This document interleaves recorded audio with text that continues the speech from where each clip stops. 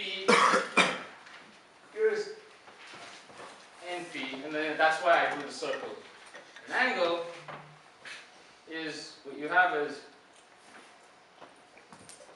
you've got this thing here, which is co-NP, and I'll say co-NPC, which is NP complete, and then what you have over there is tautology. Now P is an NP intersection co-NP. Obviously, like if it's in P, then there's essentially a quick certificate of being in the language round, which is just simply the computation of that efficient machine. Yeah? Is it that triangle that you have above the P is intentional, right? Oh yes, it is.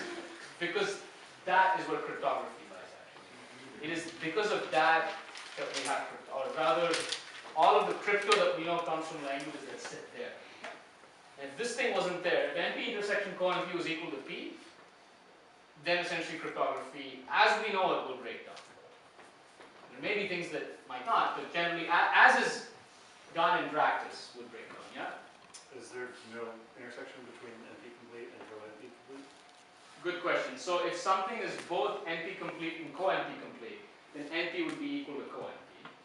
Because you could essentially, if something was both NP complete and co-NP complete, then you could reduce that problem to both NP and then co-NP, and you would get NP is equal to co-NP. Yeah.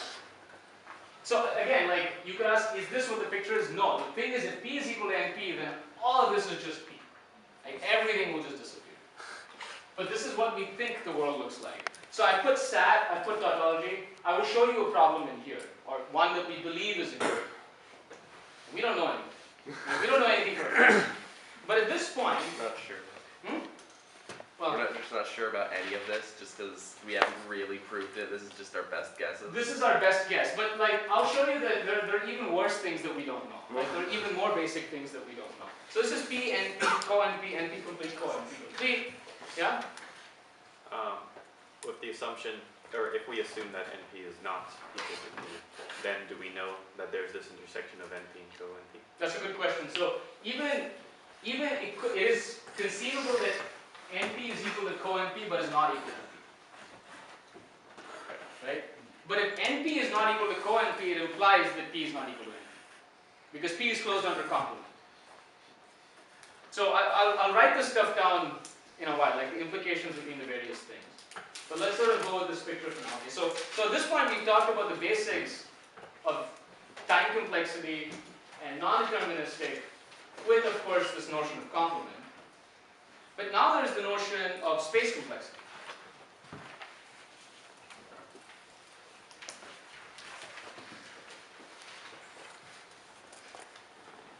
And I forget who made this quote, but they said, the difference between time and space is that you can reuse space.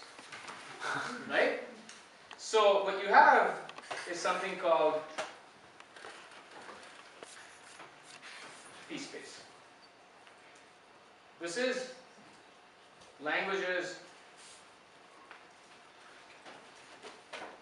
decidable in polynomial space. Does that make sense? So you have your Turing machine, your algorithm here, and you're only keeping track of how much space it uses. You don't care about running it. So the only thing is use n to the c for some constant c. Again, recall this is the input side, right?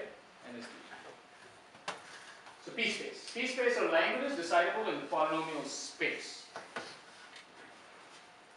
Okay, now let's go back to NP. Is NP in p-space? Right? No, so you have. Okay, so let's step back a second. What is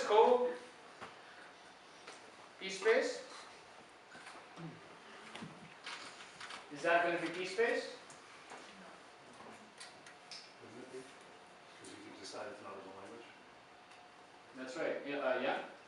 Wait, no, never mind. Right? So again, if you can decide the language, you can decide the complement of the language, right? The same machine, switch, accept, and reject. Right? So if this language is decidable in polynomial space, well, the complement is also decidable in polynomial space. So cos p space is p space. In non-determinism, that's another story. But we'll come to that. First, let's just understand where to place p space in all of this. So obviously p is contained in p space. If a polynomial tangent is a closed polynomial space, that's the only number of memory addresses that you can look at, right? What about NP? So look at this. Can you? So this is your verifier. Maybe I'll show the picture is much better. Here's the picture. Sorry, here's the picture, right? Or even look at SAT. That's the good thing about having complete problems. Think about SAT. You're trying to determine, is there some assignment of this that makes this true, right? Can you do this in polynomial space? Can you do it in polynomial space? Remember, I said you cannot reuse time. You can reuse space. Yeah? Well, assuming that you have like just a bunch of Boolean variables, you can just, count up through them like a binary number. So, You just iterate over all possible. Yeah, sorry. Oh, I was going to say that any expression can be reduced essentially to a single value once you figure it out. True. So Or you only need to, yeah. you just need to store the circuit, but the circuit is part of the input anyway. And you can afford polynomial in the circuit size. Right? Yeah? So do you just rewrite the input repeatedly? You just rewrite the input repeatedly, right? So you basically try every possible combination. You run a for loop, but you don't need to allocate new memory every time you come up with a new assignment. You run a for loop, you call this procedure, right? So you can always reuse the space, right? Does that make sense? I'll write this down maybe a little more formally. But another way to think of this is you try out all certificates. Try every possible certificate.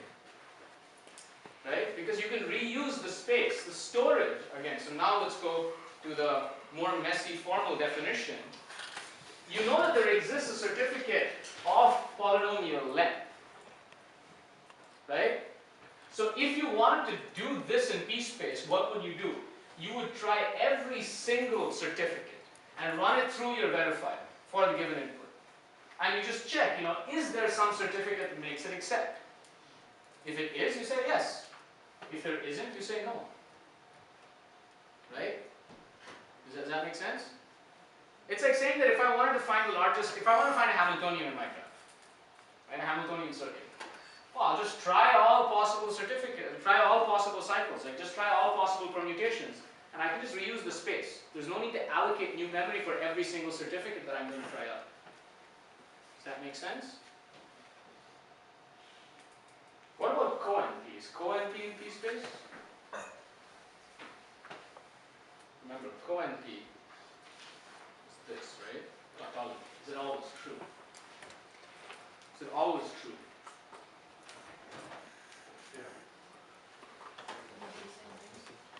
Same logic, right? It's the identical logic. Another way to think of this is NP is contained in p space.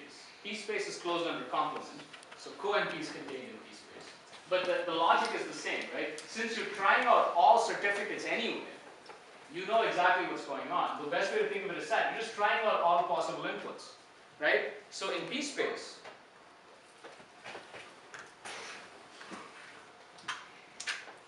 you can try all possible polynomial length certificates, right? And that's why it's important the certificate length is polynomial, because you can just try everything out, right? And so both NP and co-NP are contained in p space.